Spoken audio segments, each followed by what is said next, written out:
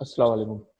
इस वीडियो में मैं आपको बताऊंगा कि इंडिविजुअल यूज़ के लिए सिर्फ जो है आप किस तरह कूपन बना सकते हैं अपने वो कॉमर्स के अंदर। इंडिविजुअल का मतलब ये है कि लेट्स सपोज आपने अपने स्टोर के पर 3 से 4 कूपन कोड्स लगाए हुए हैं अपनी वेबसाइट पे, ठीक है। और आप चाहते हैं कि वो अब कुछ वेबसाइट ऐसी हैं जहाँ पे आप 3 से 4 मल्टीपल्स जो है कूपन अप्लाई करके आप डिस्काउंट ले सकते हैं, लेकिन फिर वो वही बात हो गई कि फिर आप उसके अंदर आपको जो है नुकसान बहुत हो जाएगा अगर आपने ऐसे ही मल्टीपल ऑप्शन इनेबल कर दिया तो।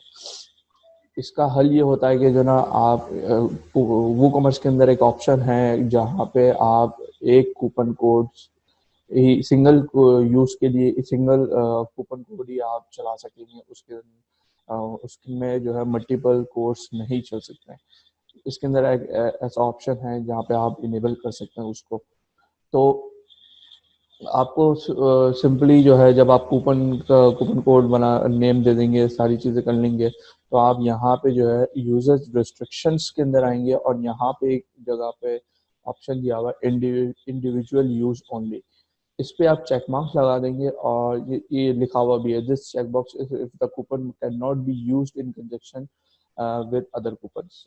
तो लेट सपोज कस्टमर ने जो है एक 10% का आपने एक 10% का कूपन कोड बना के डाला हुआ वेबसाइट पे और एक 5% का लगाया हुआ, ठीक है। अब कस्टमर ने जो है 10% वाला जो है कूपन लगा दिया कार्ट के पेज के ऊपर जाके, चेकआउट के पेज पे। और उसने जो है अगर उसके पास 5% वाला भी कूपन कोड होगा तो वो जब अप्लाई करने जाएगा तो वो 5% वाला कूपन नहीं चलेगा एट द सेम टाइम, ठीक है ना।